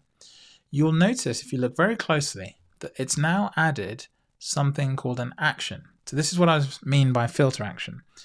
when we were clicking the charts, that creates a filter action, and that actually sends an instruction to Tableau to add a filter up here to the filters pane. And so that maybe makes you wonder, well, how do I add my own filters to this? Okay. Well, I can go ahead and remove this filter action. You'll see it goes back to how it should look like when we built it. I can close the formatting pane. And then on the left-hand side, we can actually go and get anything we want. In this case, let me just go and get the category so it's super clear that I'm filtering a specific color out. I can drag the category onto filters, and you'll see you get this window. Now, this filters pane is really advanced. I don't have time to cover everything here, but just know that you can filter in lots of different ways using wildcard searches, conditional statements, and even top and bottom filters set up in lots of different ways. But we don't have time to cover all of that. We'll just stick to the basic ones. If I deselect furniture and hit apply, you'll see that it filters out the blue item. And so you probably want to see, well, how do I make this an interface element? Okay. Well, if I remove this category again, just to bring everything back, the quickest way to add a filter is to actually select right click and show filter, because what that does is it adds the filter, it doesn't give us that interface, and it also gives us the filter on the right hand side. And this allows us to go ahead and control it. So I can now just select items like so, and you can see the filters working as I expected. And if you filter everything out, obviously you get nothing in your chart. So this is exactly how it works, okay?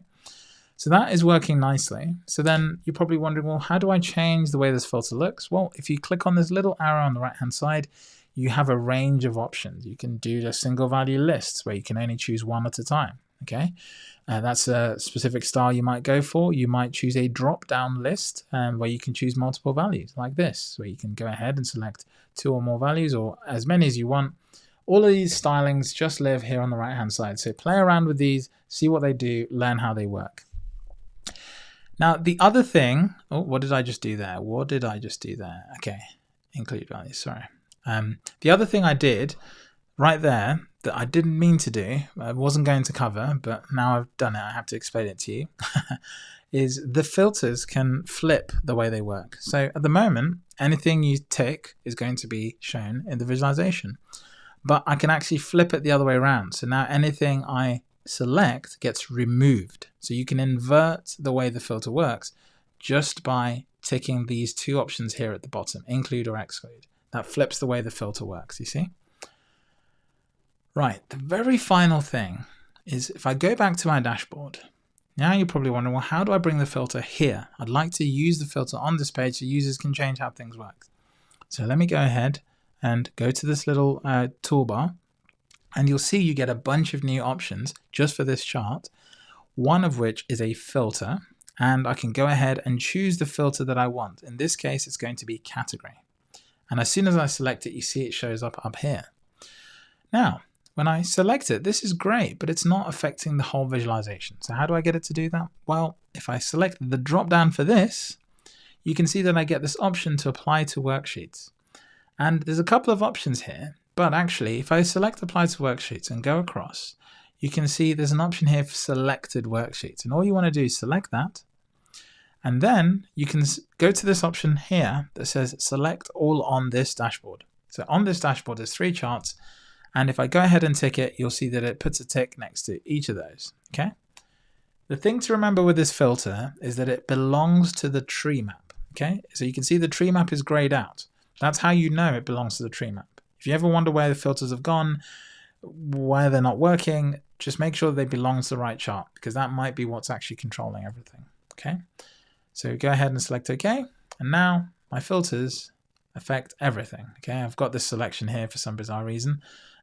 But yeah, now my filters affect absolutely everything, and I can use this filter to switch on categories. Now I'm only looking at office supplies, but again, if I click on different elements, then I can see the sort of behavior work, okay? So this is a really nice feature set because it allows you to do a couple of different things. It makes the dynamic really interactive, and it makes it super, sort of valuable, okay? So the more filters you add, the more sort of control you're giving users, but don't get too trigger happy with filters. They all can, too many filters can slow a dashboard down. I've seen people with workbooks with 10 filters. That's too many. In my opinion, about 5 is the absolute max. If you need more, maybe you need to work more with these kinds of interactions where you're clicking something on a chart to do the filtering rather than having the filter shown on the page. Okay, good work. So we have brought our charts together. Let's just go and strike that. Making dashboards interactive. Okay. The thing, calculations and functions. We haven't needed to do this yet. And okay. So with calculations and functions in Tableau, two things are important.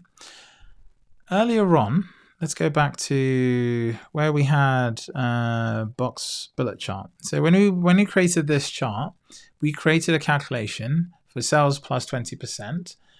And for that value, we did this calculation, okay? And the only thing I want to cover in this specific lesson for this particular thing is the types of calculations. So row level versus aggregate calculation. Hold on, let's just look at the question from Diablo, which I think is important to filtering. Would you say it's better practice to just let them filter from the dashboard versus adding the filter, or is it case by case? It's definitely case by case. Often someone's going to be telling you what they want, but it's also a little bit about user experience and user design. So try and do the best thing that works the easiest way.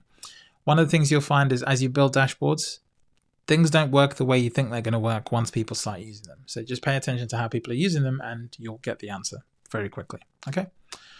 So back to row level calculations versus aggregate calculations. And the best way to show you this is to weirdly go to Excel.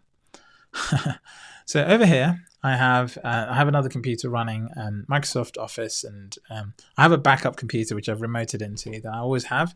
And in this particular setup, what I want to do is just clear this, okay? And we're just going to do some simple maths. And the reason I'm doing this is to show you the difference between a row level calculation and an aggregate calculation. And this is important just for calculations. And you're going to probably need to do calculations yourself when you're setting things up. So that's why I want to show you this. Okay. So let's say we have some fruits. Okay. And we have a customer. And we have John, who buys an apple and a pear. He buys quantity 2, 1, that will do. Then we have Lucy, let's say, very, very simple names, who buys an orange, and she buys 5, okay? And we have the quantity, and then we have what I'm going to say the total price, okay? So total of what they've bought, so we can actually maybe put a £. This might seem like really basic stuff to you, but just bear with me while I explain this, because it's super important, okay? So total price they pay, let's say £2, £4, £8, £7. They're just arbitrary prices, okay? So then comes the analytical questions, all right? And the first analytical question you might want to answer is, what's the average price of each fruit, okay? And to do that, you could probably just take, well, for each fruit, the price is just going to be this divided by that. So the total cost divided by the quantity. So let's go ahead and do that. So we can say this equals that divided by that. Okay, and that gives you the price, and we can go ahead and fill down. So price per fruit, and that makes a lot of sense. Hopefully you guys are still following along. And that was called a row level calculation, because what we did is for each line, so for this is line 1, for line 2, line 3, what we did is we did a calculation that checked the total, divided it by the quantity, which gives us the price per fruit, okay? Now, the problem you have is that in Tableau, there's 2 ways of specifying a calculation, and people get confused which way they should do it and which way they shouldn't.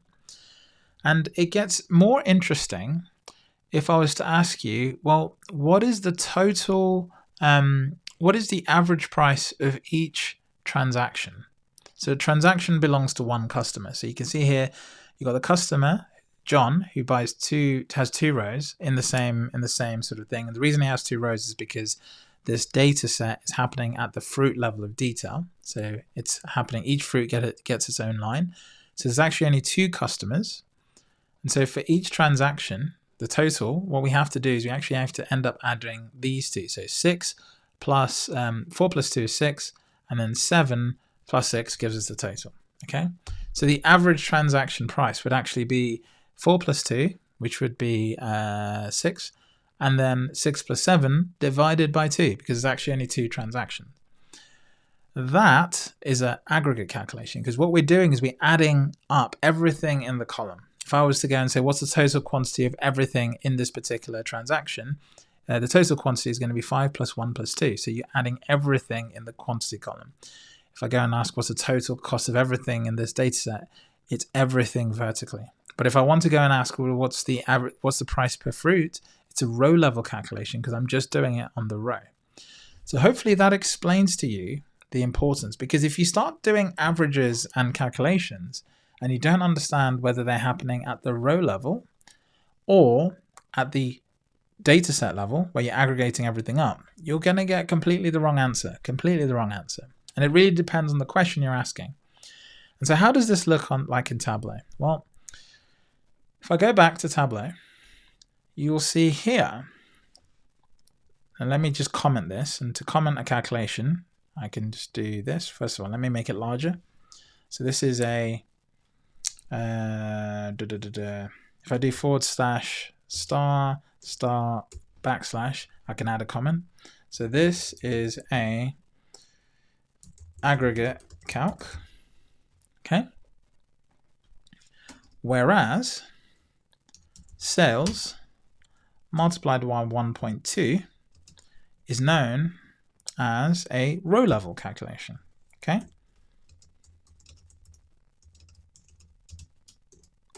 So a row level calculation is going to be on each row doing this maths, and then if I decide to aggregate this up, it's going to be adding that all up.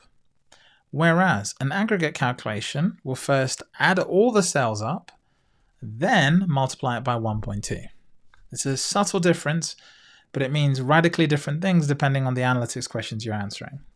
And so this takes a little bit of time to explain for new users, but the best thing I can sort of explain to you is, look, if you're doing some maths and you've got your calculator and it doesn't seem right, don't just take the visualization for granted and assume it's correct. Actually get a calculator out, especially if you're new to Tableau. Just have a calculator on your phone and do the maths yourself to make sure you're arriving at what you expect to be the answer. I can't tell you how many times I've sort of gone back and forth with a client or with anyone who you're just basically making sure that you're calculating the right average at the right level of detail to come to the right answer. Yeah. In some organizations, they even have weird ways of doing averages. For example, they won't do the average across the whole data set. They'll take the average of the average in some cases for different business units, because that's just what they've done, even though that's not necessarily correct. So that's another sort of example to watch out for. The other thing to note about calculations is you've got this little arrow that some people don't realize allows you to open an external window, which gives you all the documentation on additional calculations. And it's just like Excel. In Excel, you kind of get these sort of groupings, number, string, date, type conversions. And all of these are pretty well thought through. The reason I won't cover these in now is because, surprise, surprise, you know what I'm about to say.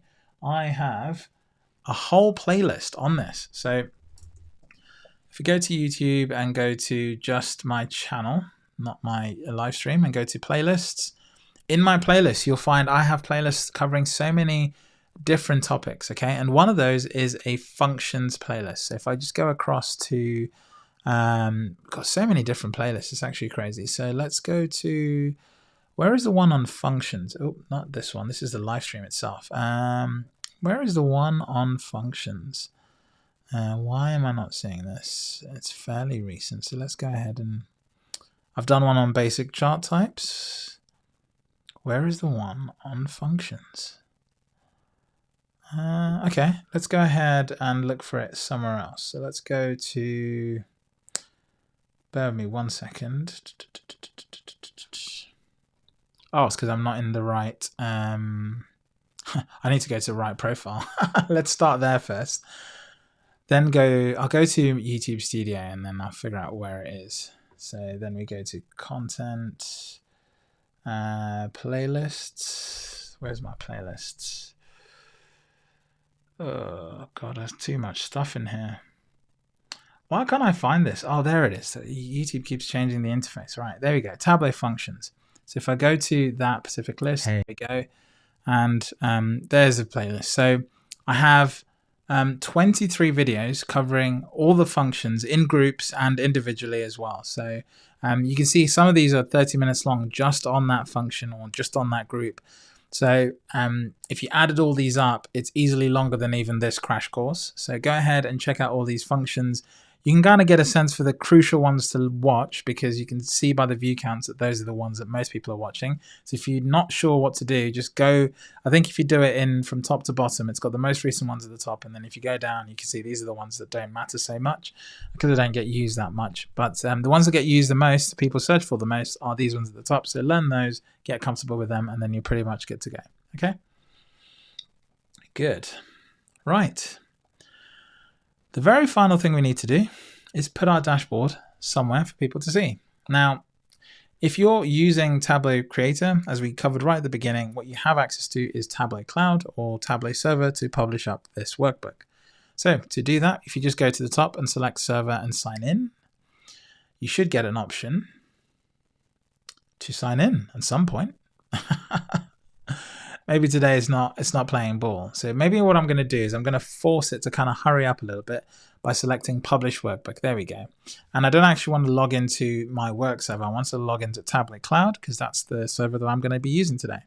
And so you just enter your details.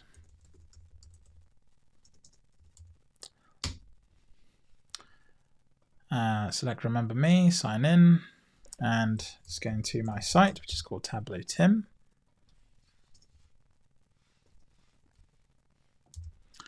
And continue.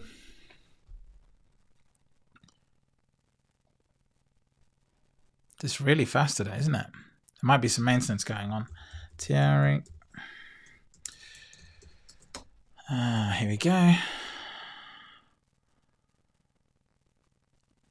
And that has worked, or hasn't it worked? That has worked.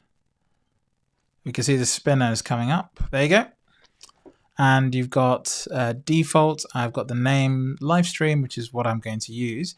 The projects are just folders on your Tableau online website. So you will typically be told where to publish. If you don't know where to publish, ask someone who's already in the organization and they should be able to tell you which of these folders you're going to be publishing to. Folders in Tableau's world are also known as projects. So that's basically all you need to know about that. The default folder should not be visible to you. If it is, you need to talk to your server admin and just sort that out, okay? Don't tell them. It's just not good practice to have the default folder visible because the only reason default folder exists is because it acts as a template, not for people to actually put content in. So you want to make sure you're publishing to something else. So I'll select 90 cells. I'll give it a name, live stream 8th of Jan. Okay, you can give it a description. This will show up.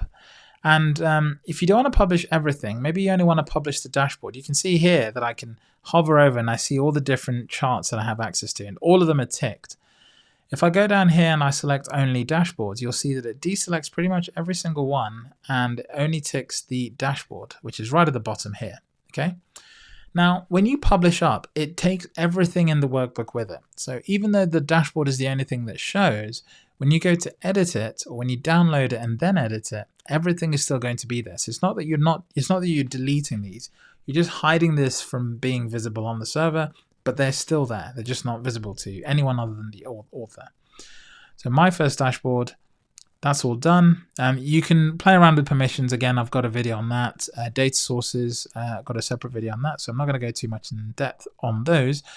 But this is the basic publishing settings.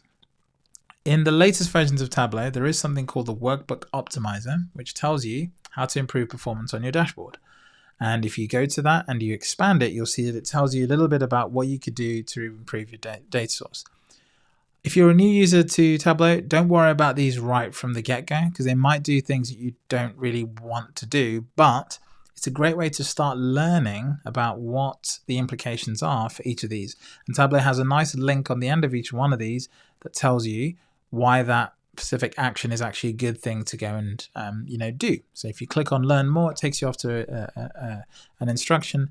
And actually, in the latest version of Tableau, you've got the ability to take action just by selecting one of these two icons. Okay. So if I just go ahead and select publish, we're going to ignore these errors. It brings this window back up. We can go ahead and select publish. It will say for this workbook to be scheduled or refreshed, it must have embedded credentials. And essentially, I'm just going to try and embed everything. Because I connected to a server to connect to Snowflake at the beginning of this, it's going to go ahead and get my details and put it inside of the workbook. So for now, we'll just click yes. And I had an issue copying the file. The reason that error came up, if we actually go back, is because I've got a couple of files here that aren't extracts. So let's go ahead. I'm going to make these extracts just to make this error go away. And make sure these are working fine. This is the easiest way to get rid of that error. If you ever see that error, go ahead and publish the workbook again. The reason that error came up is because inside of this option, the option to essentially bring the data source with it was not correctly ticked. So when you select extract, all of these basically become embedded in the workbook. And now when I hit publish, I still have the same issue. What is going on? Error copying the file.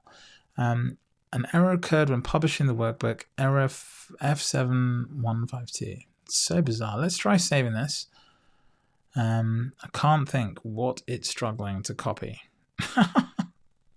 That's so typical.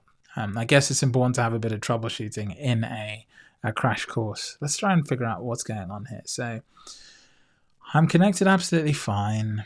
I have the permissions. I go to publish the workbook.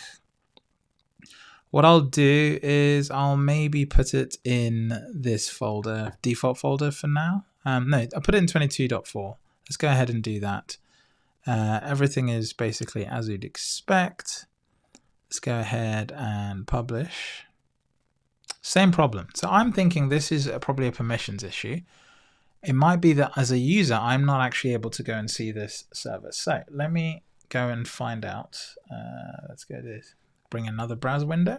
Go to online.tableau.com. And we're going to troubleshoot a little bit.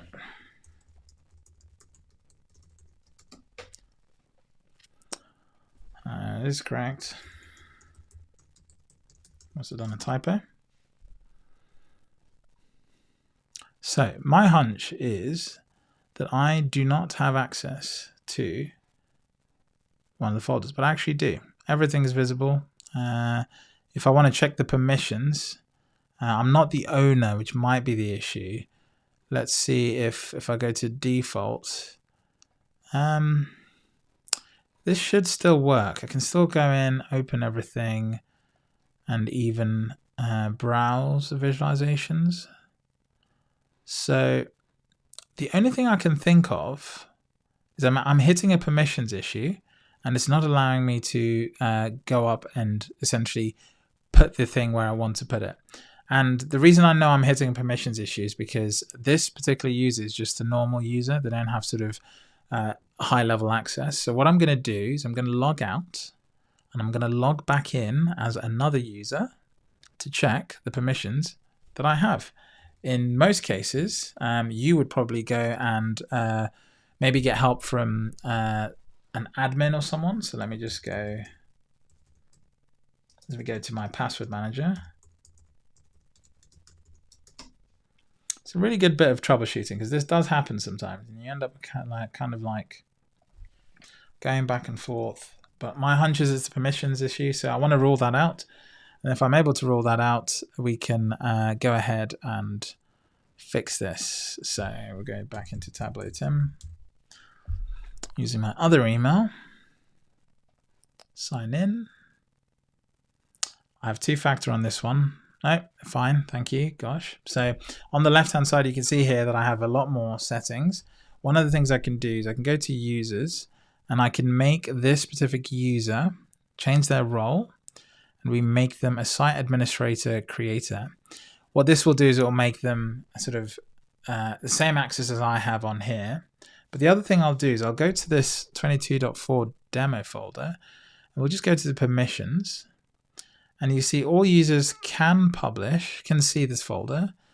They can go ahead and add stuff to this location. So even though I thought it was a permissions issue, it shouldn't be the case, actually. So now that I've made that change, let's try it one last time. If it doesn't work, we'll just have to, I'll probably have to edit this video and put a working publishing demo and just assume there's some sort of bug going on at the moment with Tableau Cloud. So I'm going to the 22.4 demo. We're going to call this live stream 8th of Jan. We'll publish this up. Everything's included in the workbook. Still the same error. I don't know what's going on there. The only thing I can think of, let's try one last thing. I'll open up a, we already have a workbook running. So this is another workbook that I set up as a sample workbook. I'm just going to show you the publishing working, hopefully. So this is another computer, another workbook. I am logged in as the same user. So let's go ahead and we'll try and put this in 22.4, everything as is. Go ahead and hit publish. And you see it works this time. So what must be happening is I have an issue with my Mac. That's the only difference between these two. That's the only difference between the settings. And that issue has meant that I'm essentially seeing a bug when I go up and publish, because macOS Ventura is not officially supported by Tableau. And on top of that, M1 Macs are not officially supported by Tableau. So for that reason, that's why this sort of came up. But if the publish works, you should just literally get an exact copy of your workbook shown up on the browser. You'll see each of the tabs, and now you're pretty much good to go. You can now share the link to this particular page, or you can go off and share this with other people and get it to work. Okay. Good. So Diablo, thanks for googling a little bit. The reason I have this backup set up here, if I go back to this workbook, it's exactly the same login. You can see that it's the same user that I've got on this workbook. So going into the same server, exactly the same setup. The data sources are embedded inside of this particular workbook. So again, there should be no issue with them just sort of going up with the server. But I think the issue is to do with my version of macOS. So I'm using 22.4, but I'm also on a Mac. Okay. And this version of Mac is not officially supported by Tableau at this current moment in state. And so that bug is likely some sort of incompatibility with the way it's working with the files or permissions or something. It's just stopping it from sort of publishing it up. What I might do in the edited version of this video is I might go back and re-record that without that sort of whole troubleshooting, but I'll leave it in this live recording so that at least some people have the benefit, and then I can explain sort of what's going on. But it's an important thing to just bear in mind that if you're not using supported hardware, sometimes these things are just going to break. And yeah, but good thing I have a backup. Oh God, it's so typical. But anyway, there we go. You saw how to publish a workbook. Essentially, all you're doing is you're publishing it up so other people can see the work. And once it's been published, you can go ahead and share it with people, and they can start using it. I have another video that explains Tableau Cloud and Tableau Server already, so I won't do that here. But this is essentially what it looks like. This is how you share your visualization. It gets put into a folder amongst other visualization and bits of work. And when people go and click on it, this is what they sort of arrive at, and they can go in and start using it as a dashboard, and they can just sort of carry on and work with it. Okay. Now, the other thing I wanted to show you is how to publish to Tableau Public. Okay, because Tableau Public, what I wanted to do is show you how to do Tableau Public, because Tableau Public is probably what you might be using to get like a free use of Tableau. So you might want to publish your work there instead. So to do that, what I'm going to probably need to do is we're going to need to build a very, very quick chart. So you're going to kind of see me speed building here. So we're going to build a chart very, very quickly. And for the record, I've been using Tableau a while, so what I'm doing here very quickly is just me trying to kind of get through this. But once you start to use Tableau a lot, you'll get very, very familiar with how to use Tableau, and it'll become like muscle memory. So we're going to connect to orders. Once that's there, we're going to go to Sheets, and I'm going to create a city map. We're going to put sales on size. It's going to complain a little bit about the... man, it's really slow today, isn't it? Look at this. And my computer's not a slow computer either. It's we'll put sales on size. We know the geographies are wrong, so let's go ahead and create that and fix that quickly. This should come from country and region. State and province should come from state and province, and that should go ahead and fix everything. There we go. Size, we'll bring this right back up. We'll give that a nice white border. Excellent, that's our first chart. We'll go bring a line chart. We show sales over time. I want this broken down by month, and there we go. And then I'll go build a table showing us the sales for each quarter. I'll go ahead and put that in the text, and we want this to be broken down by subcategory, and I'd like this to be a square filled, and then we can put profit on color. You'll notice that kind of broke along the way, but I was fine with what it was doing because I know where the end result is. So there we go. We've built 3 charts very quickly. We'll get up a dashboard. Don't know why the dashboard is this size. This is such a random size. So, oh, it's because it's a range. That's why. Oh, who left this on range? I must have done a range myself at some point. So here we go. We've got 3 sheets. I'll double click them, bring them in. This is a very nasty chart. So what we'll do is we'll, for this one, I think I'll put these 2 side by side, and I'll get this to kind of sit on the edge, and we'll go ahead, delete the containers and delete everything on the side. We'll get this to fill the width. Okay.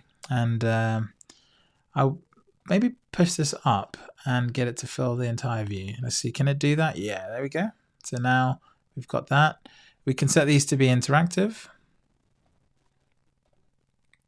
So now when I click on a data point, it filters the table. I'm able to click on bookcases and just filter this out by bookcases. Okay, so really good basic chart. Now we're going to publish this up to Tableau Public. You see, when I go to server, there's no option to do that. So instead, we go to File, Save to Tableau Public. It's going to ask us to log into Tableau Public, at which point I forget my login for that. So I'm going to immediately fire up 1Password. It might already be logged in. No, wishful thinking. So let's go to public. I'm just looking at my password for this. There you go. So for this, it's, oh God. I believe it's this.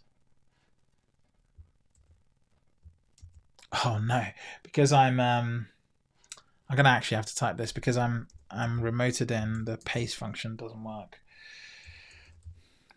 .n and the @ sign is also incorrect. Let's go to password. I need to type this in. I need to reveal it. Sign in. That should do it. There you go. So it's logging in. Now we're publishing up to Tableau Public. It's going to ask me what I want to save it as. I can call this my first workbook. Hit save. And now it starts sending it up to Tableau Public. And when it's done, it will load up the web page. And unlike Tableau Cloud, it looks slightly different. And this is what it will look like. Okay. There you go. So there you go. That's your first workbook. You don't get all the security and the permissions that you get with Tableau Cloud, all the governance stuff. It's not there. If you want to edit it here, don't forget right at the beginning I showed you that if you go to this icon up here, you can select Edit and edit it in the browser without having to go back to edit it in the desktop. Okay, and so you can change things around, change the titles, everything as you'd expect. Pretty much as I showed you, all the sheets are there, and you can go ahead and sort of work with that. Okay, so that's pretty much it in a nutshell. That's how to go from 0 to a dashboard to publishing it up on Tableau Public or Tableau Cloud or Tableau Server even, and yeah, you're pretty much golden. Good. So yeah, I did. God, it took a little bit longer to get to the end of that, but we got there in the end. So God, good. So yeah, we're going to call it a day there, and I'm just going to go through. Maybe we can answer some questions. Let's go have a look at some of these. So some of them, I'll go back to the top because there was a few that I didn't answer. So, Latifa, thank you. Thank you for tuning in. I appreciate your time on a Sunday evening, and most people will probably be chilling out or getting ready to go to sleep at this time. So, thanks for joining in. Andre, is there a Tableau certification that you recommend? Yes and no. All the Tableau certifications are worth doing. There's not one that I recommend because they're all slightly different. And Tableau generally like to get you to go, like you have to pay for the certification. So Tableau do generate revenue through their certifications because people like to have the certifications. Do you need the certification? Some businesses, some companies, if you want to do work for Tableau, will require it. But I've also met people with certifications that don't really sort of excel at Tableau. So don't think that certification is the marker that you need. The thing you really need is a profile that shows that you've been building visualizations. So if I go back to my profile, it's terrible. But thankfully for me, it can be terrible because I make content that helps people with Tableau. If I didn't have that and you came to my profile to try and look and see what I've been building, this is what you'd see. And so you'd get a very good feel for my skill and ability just by looking at my profile. And this is actually what ends up being asked for on CVs. Many people don't actually look at your CVs for Tableau roles. They'll ask for a link to your Tableau public profile to see what you've built. So invest some time in building maybe 3 or 4 really good visualizations. My proudest achievement is this visualization, which I had to build twice because the first time I built it, the file got corrupted right before I finished it. And then I finished it, it got corrupted, and I had to rebuild it again. So I had to remember all the little steps that I did. But eventually we got there, and it's actually a recreation of a style that I'd seen somewhere else. So this is a Tableau visualization. It's just heavily styled and it's heavily formatted. So go ahead and do it. Now, if I search for someone, let's search for a colleague of mine, Ellen Blackburn. Now, 4 years ago, she had never touched Tableau. Okay. Is this Ellen Blackburn? No, these are different authors. So this is her profile. So, 5 years ago, she'd never touched Tableau. Okay. So if I go right back to her first visualizations, you can tell that she was new to Tableau. These are the visualizations she built to get into the data school program that I talked about at the beginning of the live streams. And you can slowly see that over time, she was learning a new skill, learning new things, trying really complicated charts, messing around with formatting, and she started to sort of discover her style. You could see the same sort of colors being used, the same sort of approaches being used. And she slowly built on these techniques until what she builds now is just ridiculous. Like, I look at her work and I'm like, how in the world, how did you do that? Like, I go to this dashboard and I know how this works. I've downloaded it and used it multiple times. But this doesn't look like a Tableau dashboard. This is really nice, really clean. It's really nice. It looks like something that's been designed in a piece of software rather than in Tableau. That's because she's put some thought into it. And you can, when you go to Tableau Public and you see a visualization like this, a pro tip for you can do 2 things. You can download the workbook and open it in Tableau Desktop if you want to. But if you're on Tableau Public, you can just go ahead, make a copy here on the top right-hand side. And once you've made a copy, you can just start editing it and try and understand how it works. How's it been done? How's it been built? This is a sheet. Let's go into that sheet and see how she's built that sheet. Oh, it's just like a tree map with a number at the top. Oh, cool. I've shown you how to do a tree map, and this is just a title with some formatting. You know how to do that. So when you start to break down these techniques and then you build them up into bigger and bigger sort of examples, you start to piece together how Tableau works, and you can build some really incredible things. So over a certification, I would say a profile is much more important. But if you're going to go to an organization or you're going to do some work or some consulting, certifications is sort of a necessary part of that. But it doesn't mean that you're going to be the best Tableau person ever, because a certification gets you to a certain level.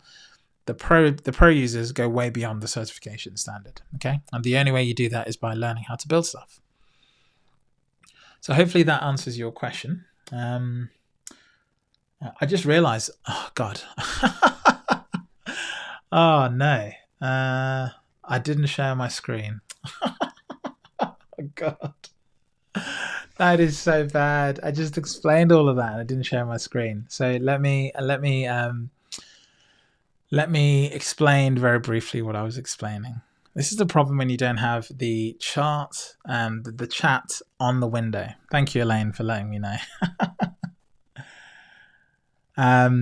So all I will say is, I think you maybe heard the gist of what I was saying about Ellen. What I'll say is, if I just go here and don't publish, go to Ellen's profile. If I just go look at Ellen's profile and I go all the way back down, what I'll do is I'll put it in the chat now so you can do this in your own time.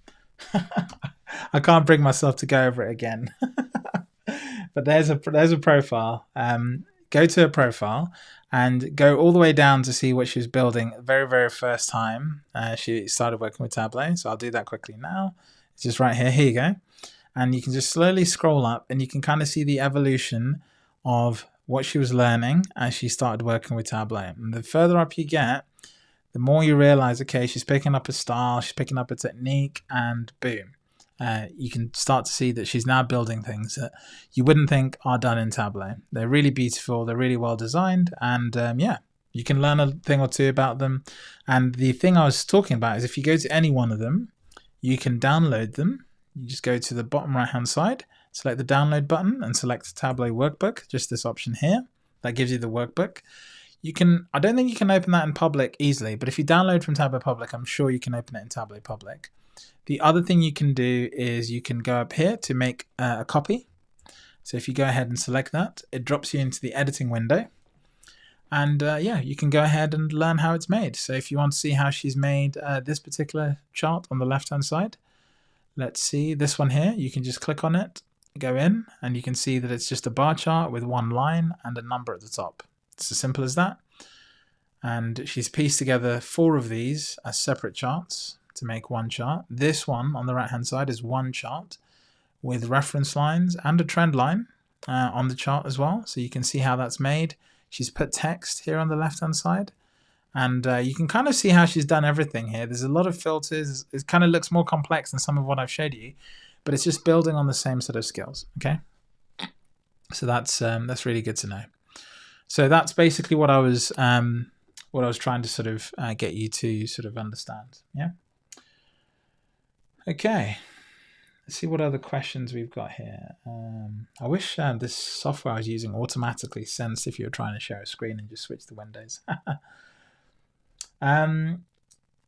Odd question regarding public. If I only have one chart, should I make it into a dashboard? People do that on Workout Wednesday exercises. Yeah, it's up to you. Dashboards just give you a little bit more of a polish if you just got one chart.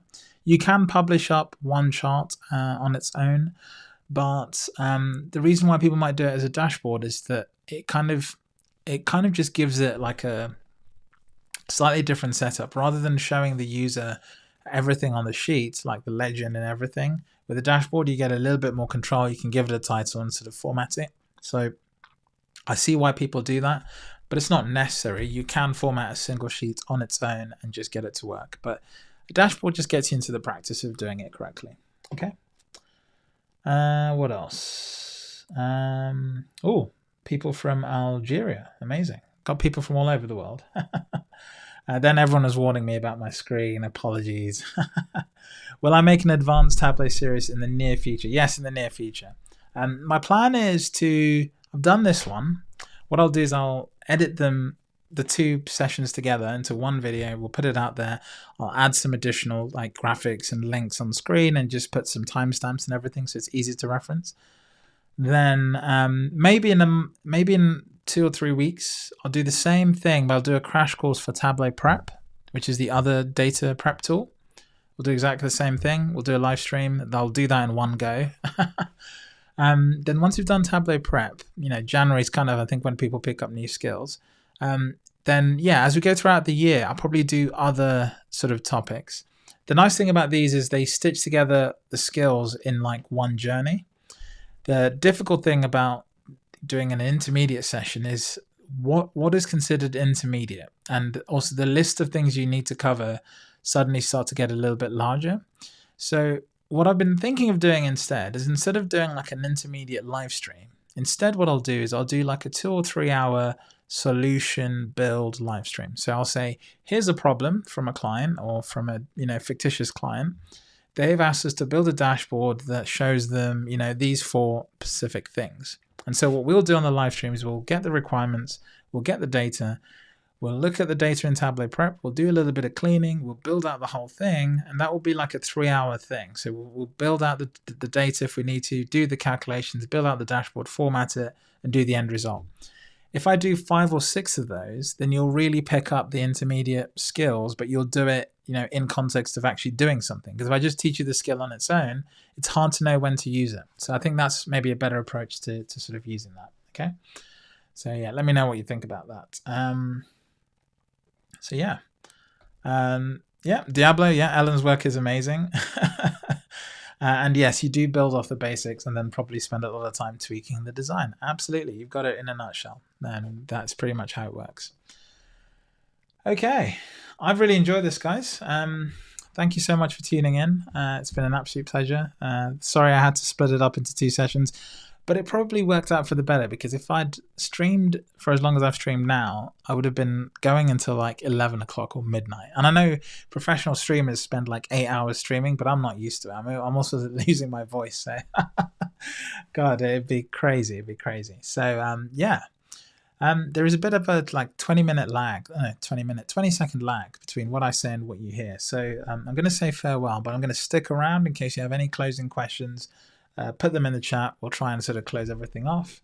And yeah, thank you so much for your time. And hopefully we'll see everyone soon. But if you've got any questions, let me bring up the comments again so we can just see this, make sure it's working.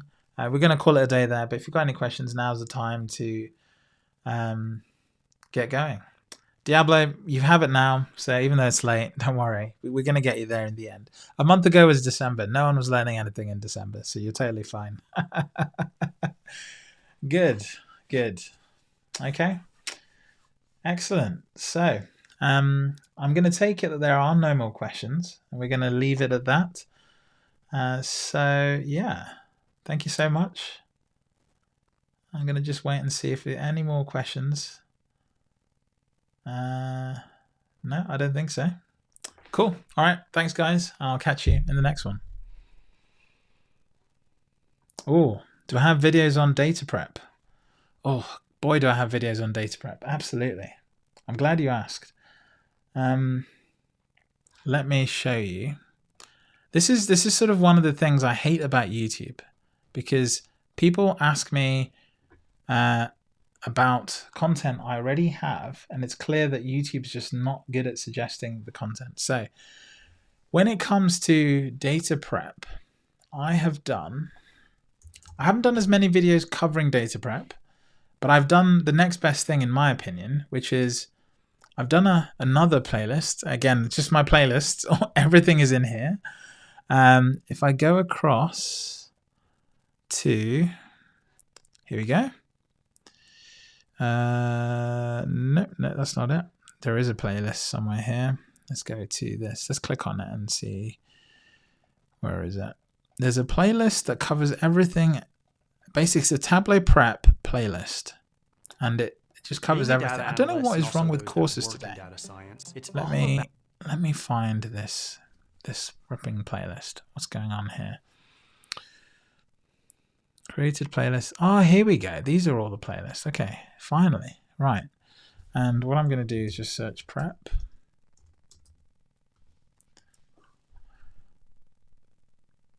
Why is it not finding it? Oh, here we go. Tableau prep. God, that took me forever. No wonder people can't find it. So I've done a 4-hour Tableau prep course. Now, it was 2 years ago, and I've done it in separate videos, but it introduces you to Tableau Prep, and it more or less covers the software as it is today, but also sort of some of the basic steps and how it works. So I've got an explainer, which is 38,000 views, which you can check out. Explains Tableau Prep in 10 minutes. But I've got some other videos which then cover the new features and then talk you through examples. What I don't have is the use cases and scenarios. And again, the scenarios are better done through the live stream format I'm suggesting with use cases. So if we can do 2 of those a month, I think that would be really good for just getting nice sort of end sort of solutions put together that are much easier to follow. So you can use this to learn about Tableau Prep, but the thing you're talking about, which I think is more use cases and sort of the concept and theory, I touch on it a little bit here, but it's not enough in my opinion. So maybe we'll cover that at some other point. Okay. Good. Okay. Good. I think we are done now. Excellent. Thank you so much, guys. And I'll catch you in the next one.